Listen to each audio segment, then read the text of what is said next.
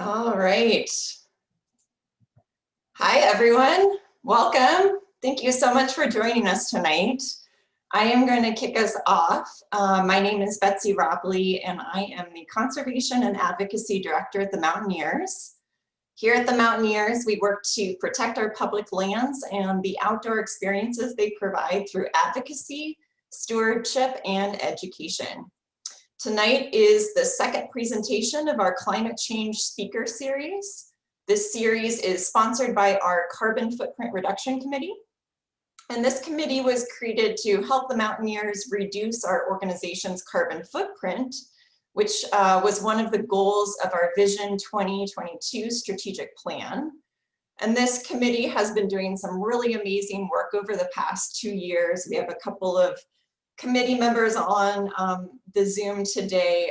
They've been installing solar panels on the roof of the Seattle Program Center, making our program centers and lodges more energy efficient, and educating our community about ways that individual Mountaineers can reduce their impact on the environment.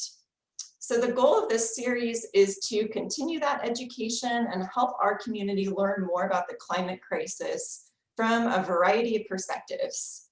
Tonight, we are thrilled to welcome Mountaineers Books and Braided River author Eric Scigliano about his book, The Big Thaw, and the role of thawing permafrost in the climate crisis.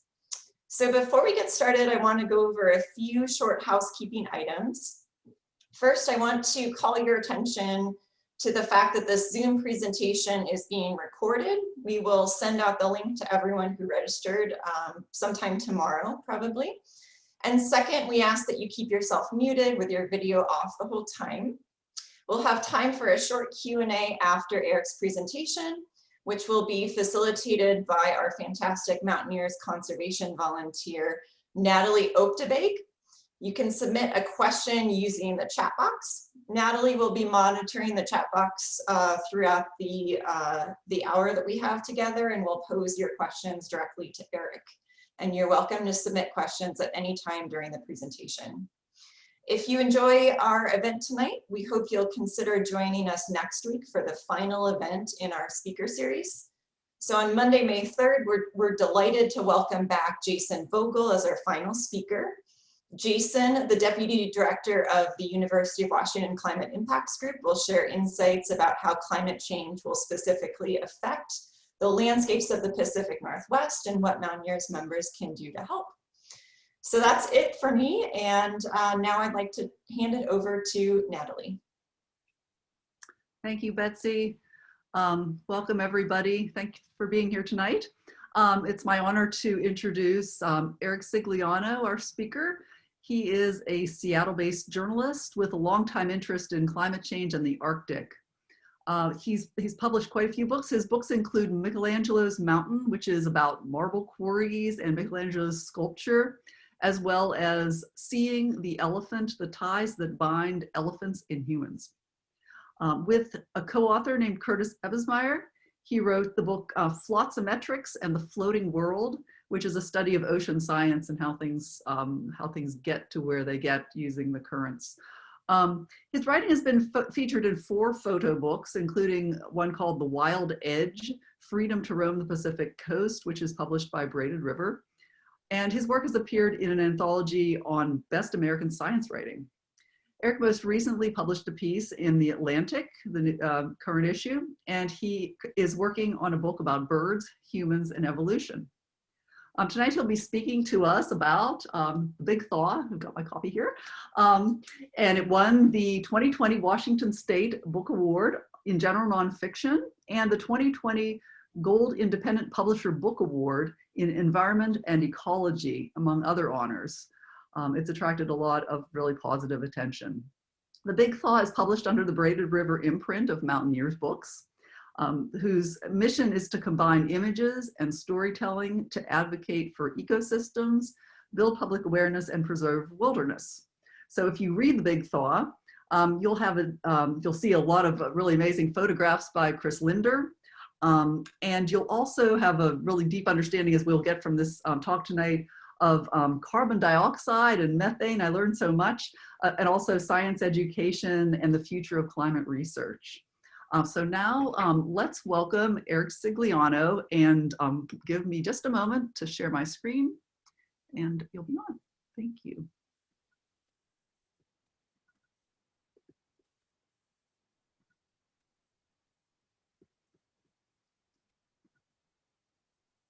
Okay, welcome, Eric.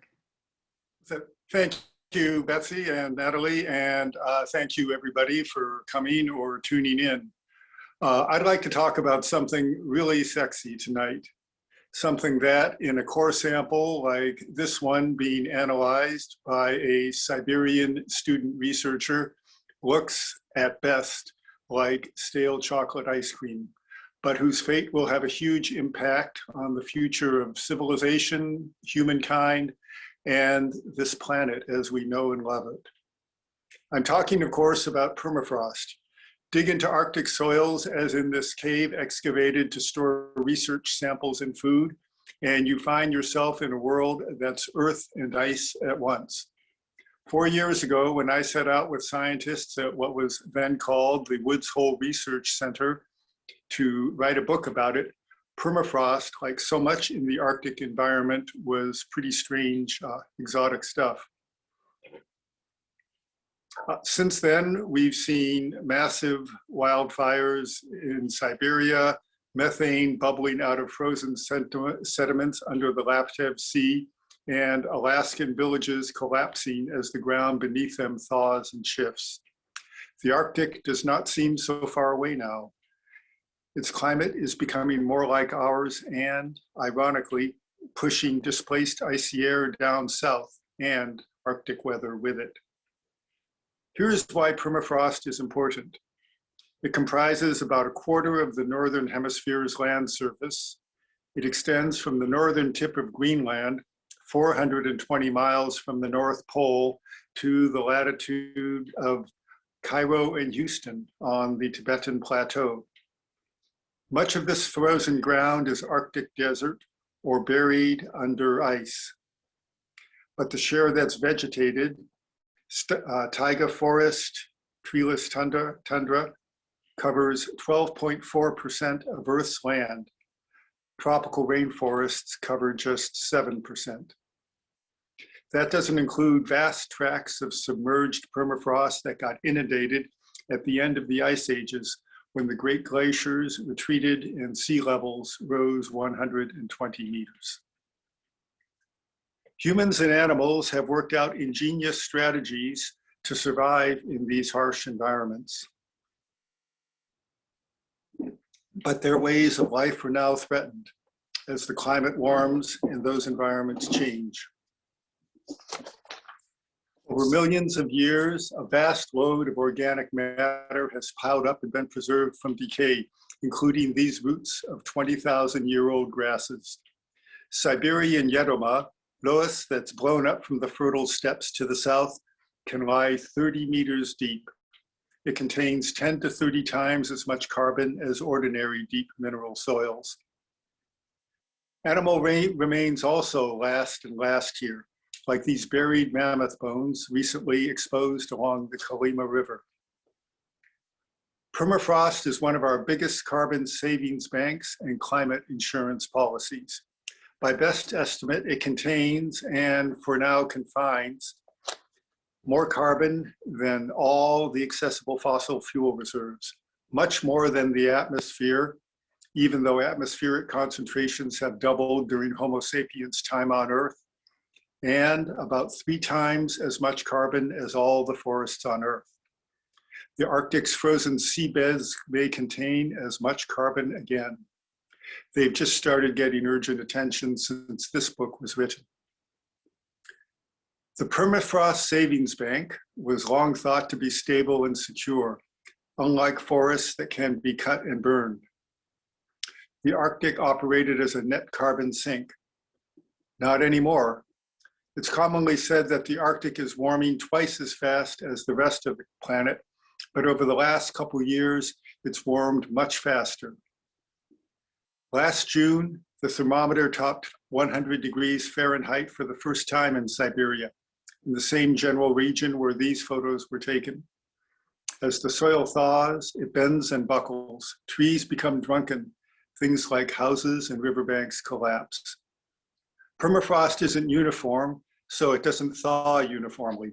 It's often shot through with ice wedges that melt away, dissolving that preserved organic matter, forming puddles, ponds, and lakes, conveying heat deeper down. The result can look like Seattle's Denny Hill regrade, except that now we're transforming the landscape on a global rather than urban scale, with greenhouse gas emissions rather than steam shovels and high pressure hoses. Fire accelerates the process. You saw the news of the devastating wildfires sweeping through Siberia's taiga forests last summer. We'll see more, but fire just doesn't just burn the forests. It's also becoming more frequent and widespread on the tundra. In 2014, more acreage burned in Alaska's Yukon-Kuskokwim Delta than in all the preceding 75 years. Arctic fires don't just consume vegetation. They burn away the thick blanket of duff that insulates the ground below. Dark charred soils absorb more solar heat, accelerating the warming in one of a number of feedback loops at work in the Arctic. Darker leafed bushes replace lighter colored, burned away sedges and lichens, further reducing albedo and increasing heat absorption. When the ice melts and soils are exposed, microbes get to work digesting all that organic material. One big question is how much they will convert to carbon dioxide, which is bad enough, and how much to methane, which, as you know, is much worse. During its 9 years of molecular life, before it breaks down to form carbon dioxide and water, methane has about 100 times the heat trapping effect of CO2.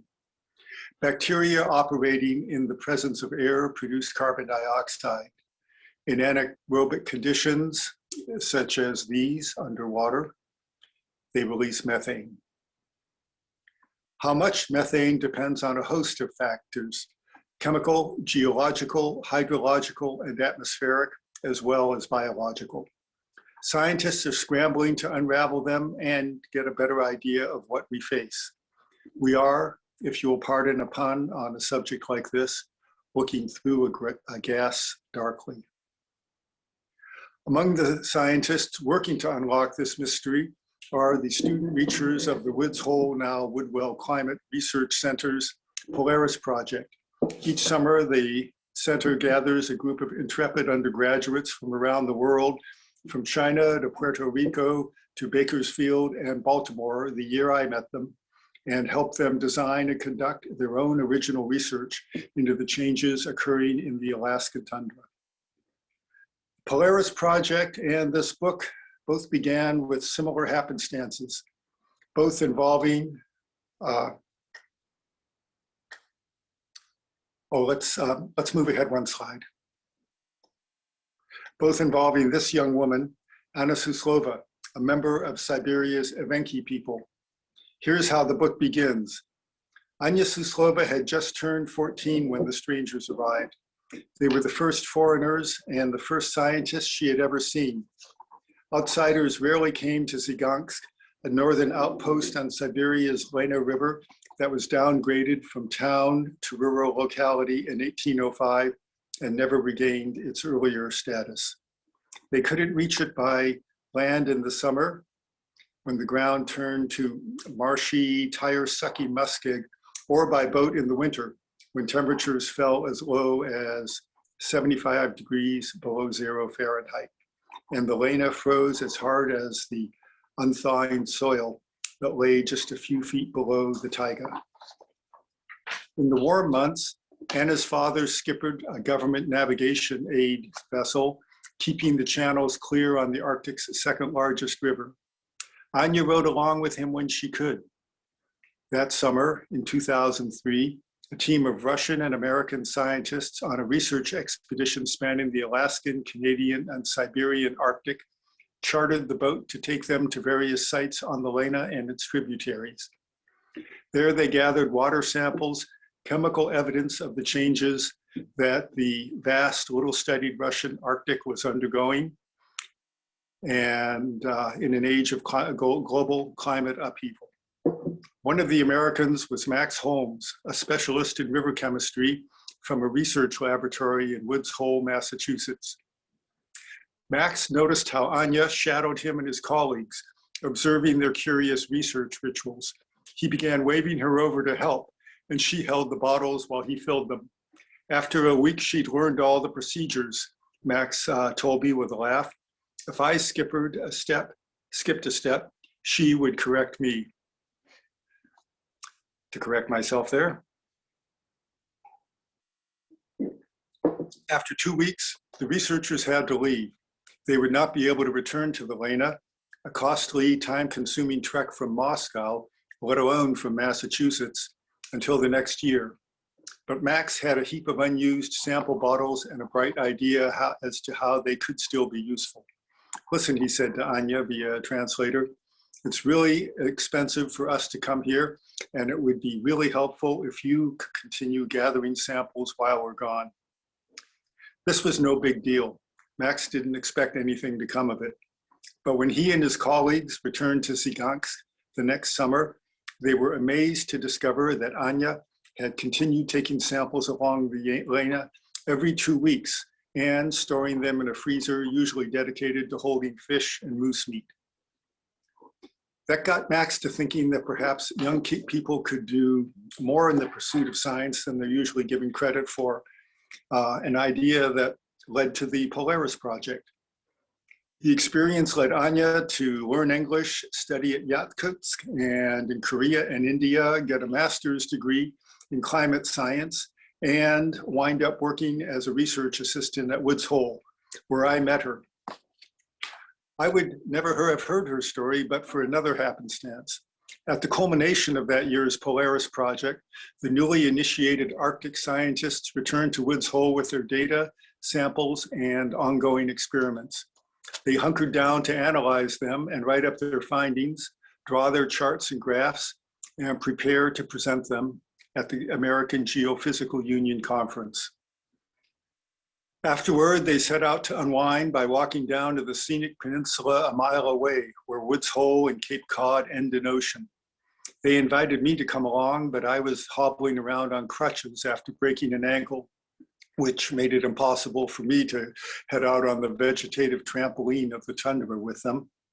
So I drove out mea culpa with Anna as guide, and we stationed ourselves along the path we thought they'd take, but they never showed up. As we waited, she told me how she'd met Max and what followed. And as she talked, the story that I'd been trying to find opened up, and the book started taking shape in my mind, on its own, it seemed. In a nonfiction narrative, an article, or a novel or short story, the beginning asks the question that the rest works to answer, though by the end, you may discover it's a very different question than what you thought it was. And her story asks that question. And now to the end of the book and a more serious note. Megan Benke, one of the Polaris students, told me what the work means to her. What's happening in the tundra is objectively terrifying, the way all climate change is objectively terrifying, she said. It makes you feel powerless. But in research, I'm also trying to deal with an interesting problem. Curiosity makes it easier to not feel paralyzed and become a weeping heap on the floor. Getting to study the changes doesn't make them less frightening, but it helps me live with the fear. The students, in the words of Natali, Polaris' director, that was her on the left, are not beaten down. For them, they feel positive. For them, there are no limits. They bring the spirit to science and to changing the world and making things better. I look at them and think, you're convinced it can happen, I'm convinced it can happen. Most of us don't have the luxury of transmuting our anxiety and alarm into the curiosity that drives science. The prospect of upheaval in the basic systems that our planet that make our planet verdant, fruitful, extravagantly rich in life and variety, and very simply, habitable, is daunting at the least. Scientists warn not just of the dire effects to come if we don't wean ourselves off fossil fuels, but of the effects of greenhouse gases already pumped into the atmosphere, there to reside for years, hundreds, in some cases, thousands of years. As the oceanographer Burke Hales puts it, we've mailed ourselves a package and now we can't call it back. The recent election and new national administration have brought a bracing, if belated, surge of activity to prepare for that package's arrival and to try to stop sending more climate package bombs. But the political pendulum has swung before from attempts at action to performative pantomime to, over the past 4 years, outright opposition, and it will likely swing again. I'd like to read a bit from the book's conclusion and very slightly amended, remembering that I wrote it nearly 3 years ago. Politicians speak piously of the need to address climate change, but nudge it down the list of policy priorities, below the hot button social issues that impassion various segments of their constituencies. Others still stonewall any talk of climate or brazenly deny any human impact on it. Meanwhile, gasoline is cheap and life goes on. Global warming, everybody got excited about that 20 years ago, so we must have fixed it. Or we don't need to fix it. Or we can't fix it, so why worry about it? Our brains are wired to deal with immediate, urgent threats, not long-term problems requiring comprehensive, cooperative action and short-term sacrifice for long-term gain. Faced with these prospects, it's easy to take refuge in despair, to think if the glaciers are melting and the coral reefs are dying, I just want to see them before they go. But as the journalist and indefatigable optimist of the post-war years, Norman Cousins, liked to say, nobody knows enough to be pessimistic. Cynicism, like so many drugs, provides temporary escape, but turns toxic and crippling. Human nature is more adaptable than the doomsayers and denialists suppose. That's the secret of Homo sapiens' runaway success, which has brought us to our current plight. Change is really slow until it's fast. Societies, as well as natural systems, reach tipping points. They can change direction and shed attitudes and policies that seemed implacably embedded in culture in a historical blink of an eye. Consider how quickly the isolationist United States and its similarly unprepared allies mobilized to defeat the Axis powers after getting caught flat-footed in 1939 and 41. Or how racial and gender equality came to be legally enshrined and widely, if incompletely, accepted in a matter of decades after centuries of discrimination and worse. The pendulum swung for marriage equality in just a few short years.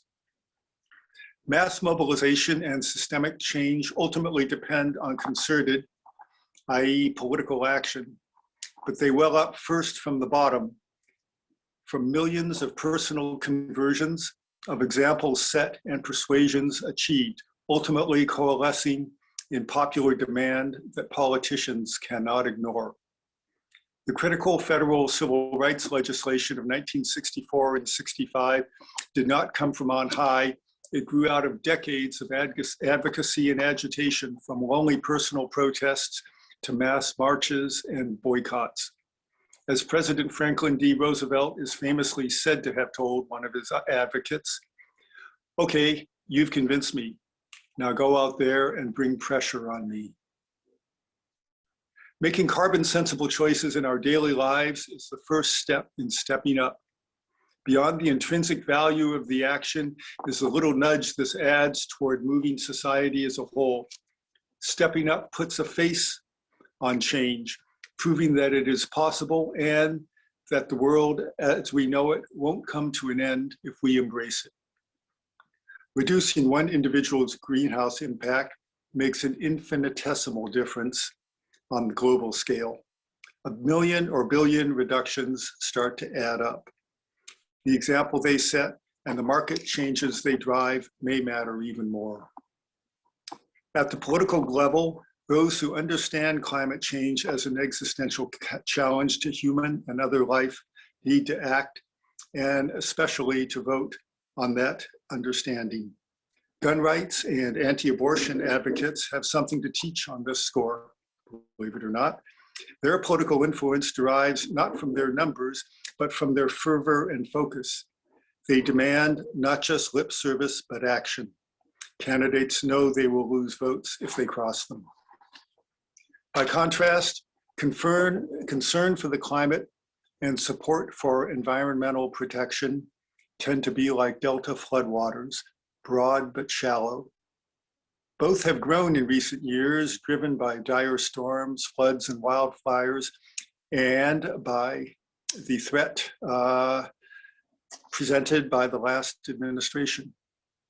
But Americans polled last year still placed environmental protection below terrorism, economic concerns, healthcare costs, and education on their list of priorities, and placed climate action much lower. And that was before police violence and the pandemic swamped other concerns. Advocates for action must show the great mass of lip service supporters that a rapidly heating climate will overturn every other aspect of life. That, as the great civil rights leader James Farmer said, if we do not save the environment, then whatever we do in civil rights will be of no meaning, because then we will have the equality of extinction. Thank you for listening, for reading, for caring, and for acting, and I'd love to hear your questions.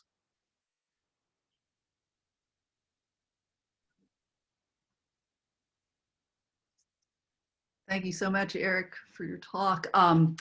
As Betsy explained at the beginning of our session, I will be looking to the chat for questions about the Big Thaw, about Eric Scigliano's work, and so on. So have at it, chat away.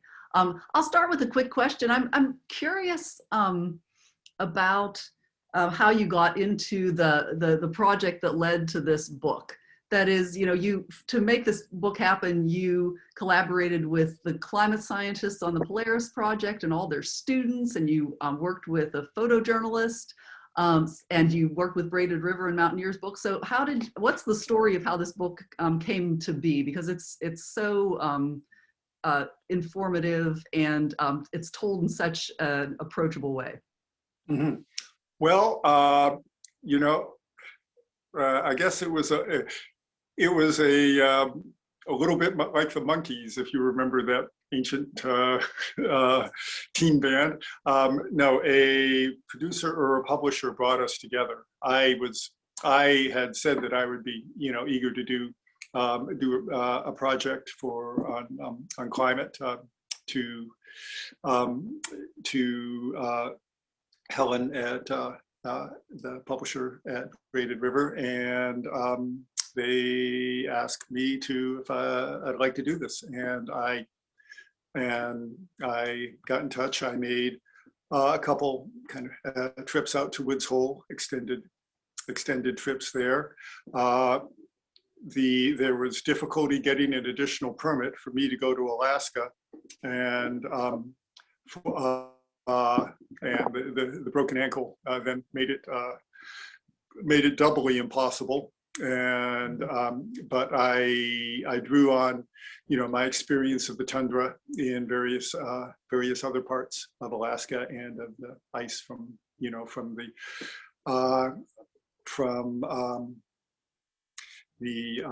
Adak to the Pribilofs to Denali and Utqiagvik. Okay, thank you. I have a couple of questions coming through in the chat. Jamie asks this, do the calculations of X years to reach the carbon budget for a 1.5 to 2 degree temperature increase incorporate the amount of carbon being absorbed by the oceans, or is that independently reported? Being absorbed by the ocean? Yeah, let me see. Okay, I'm rereading the question. So there's carbon being absorbed by the oceans presently, but then how is that factored into the calculations of so many years that we are going to reach the carbon budget for that temperature increase? Yeah, oh no, that is factored in, and that's pretty fundamental to the carbon cycle. The oceans are the great carbon sink. But of course, even that process is changing, and you've got a very complicated cycle with upwellings, bringing carbon-rich cold waters back up to the surface and to shore.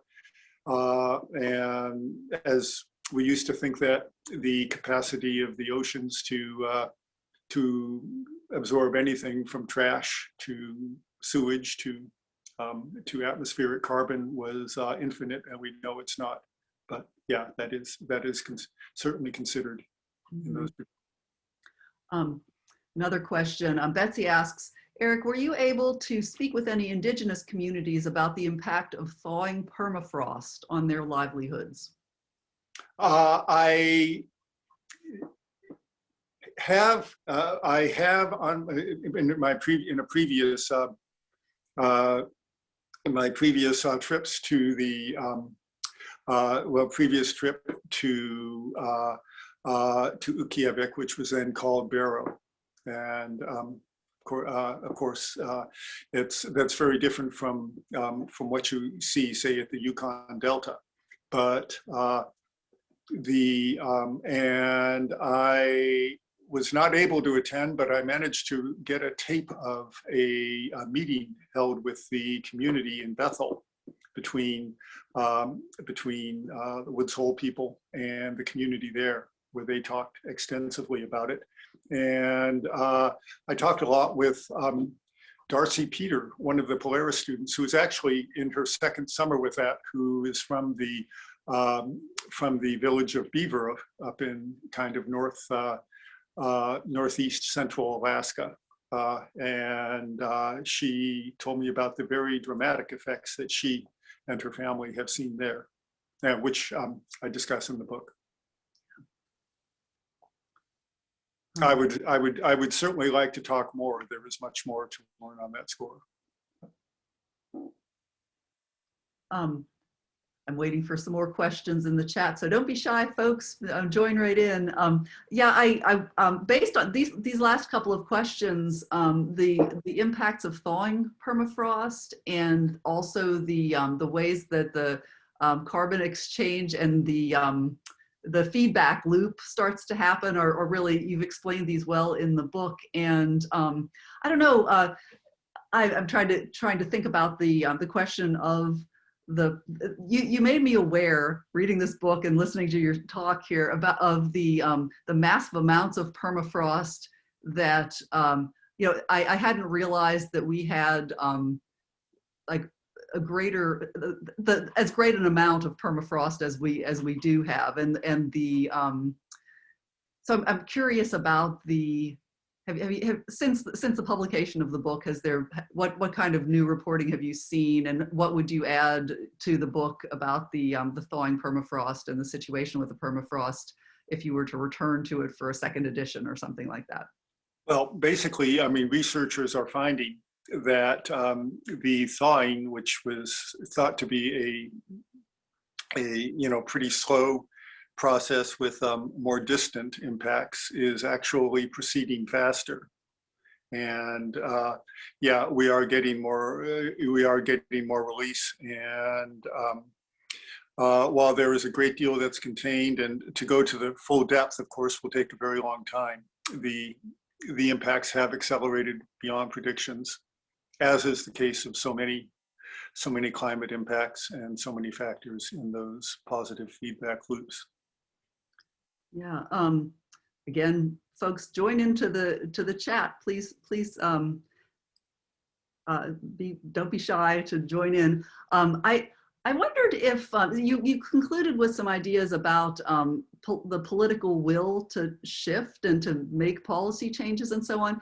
Have you seen in the past few weeks, since there's, especially, you know, here we are in Earth Month, and we've heard a lot about a Green New Deal and other policy ideas. Have you heard about policy proposals that you think speak directly to the concerns raised in this book? Well, I mean, the concerns raised in this book are the general concerns about the climate and its planetary impacts. You know, permafrost. I mean, the effects on the Arctic, you know, stem from general heating, the planetary heating.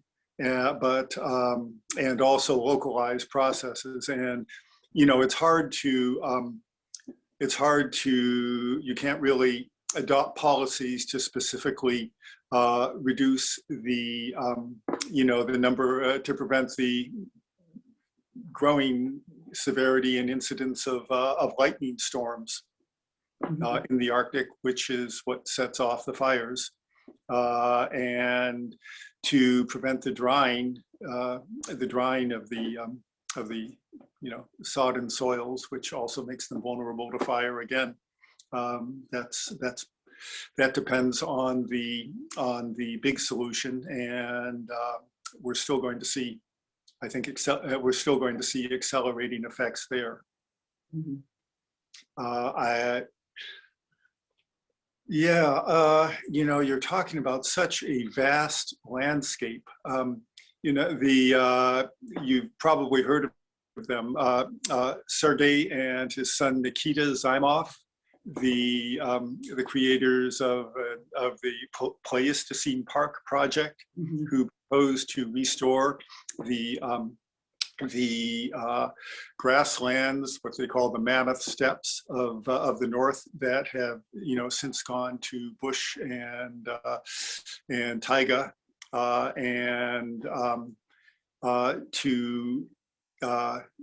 but which can actually contain more carbon and in the soils. They say they're working on that pilot project in Siberia, at Chersky, but near the Kolyma, and the Polaris project actually started out there at that, and they were hosts to it. You know, kind of political anxieties on the domestic, not the Russian side, kind of led it to move over to Alaska, getting that federal funding for research in Russia got harder. But they're specifically working on that trial project, and of course they'd like to see a whole network of these parks with this kind of rewilding, you know, restoring the large herbivores.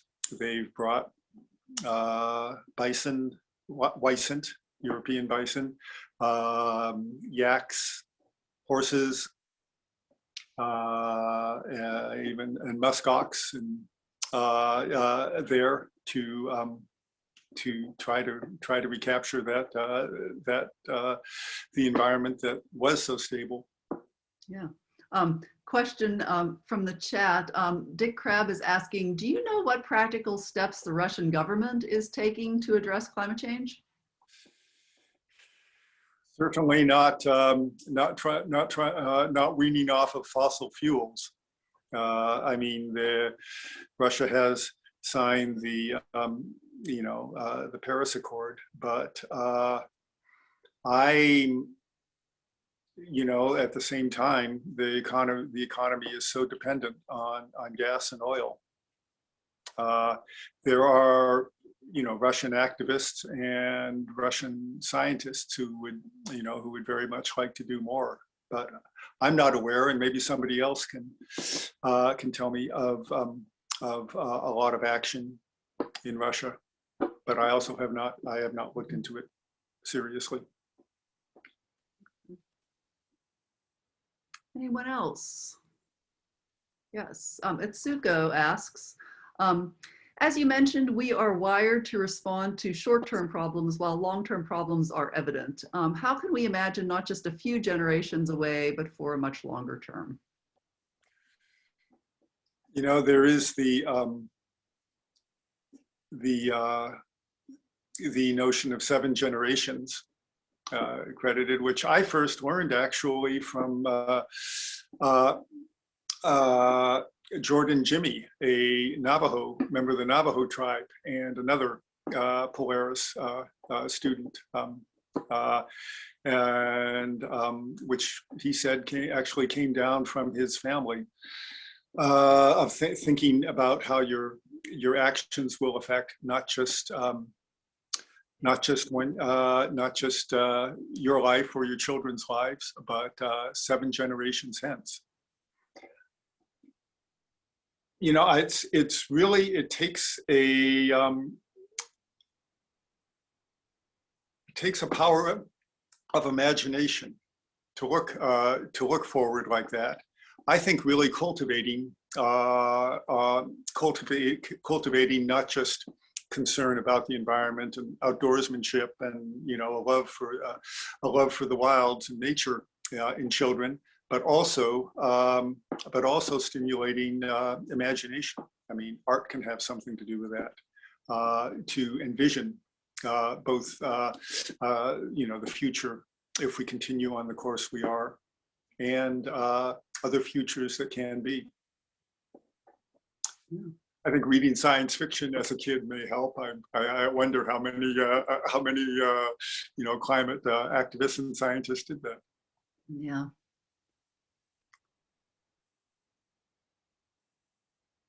Okay, here's another question. How can how can imagination compete with short-term corporate profits and ever-growing GDP? The question, yeah, the allure of growth for the sake of growth, the ideology of the cancer cell, as Edward Abbey said. You know, I think it can help you see beyond that, and you know, there's the big question, and it was a big question. It's been the big question of you know, really of the past 200 years in politics is reform or revolution. Of course, many people say that only really the overthrow of the capitalist system, a whole different political and economic regime can resist that lure and think farther ahead. You know, nominally socialist countries or countries with a lot of state command in their economy haven't done any better, and in fact have probably not even done as much as free market countries. So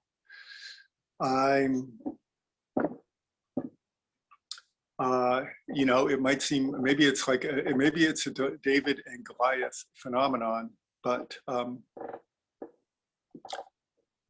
thinking outside that, you know, we're also seeing, we see a lot of greenwash, of course, we always have in lip service, but you see companies thinking farther ahead, and they work, and many of the biggest, the industrial companies and the banks were looking toward a future that the previous administration was denied.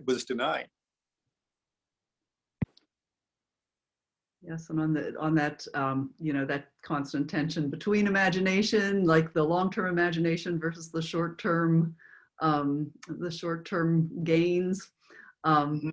Yeah. Anybody else questions? Or I think we're about to wrap up our conversation today. That sounds okay with you too, Eric. Well, okay, I will conclude this evening. One more little quick plug to check out the Big Thaw, give it a read on Braided River and Mountaineers books. And thank you so much for making it tonight, for coming. I will circulate a recording of this event later when we have that ready. And again, thanks for participating. Thank you so much, Eric, for joining us and for telling us a little bit more about your findings and your research and your perspectives. Thank you. And good night, everybody.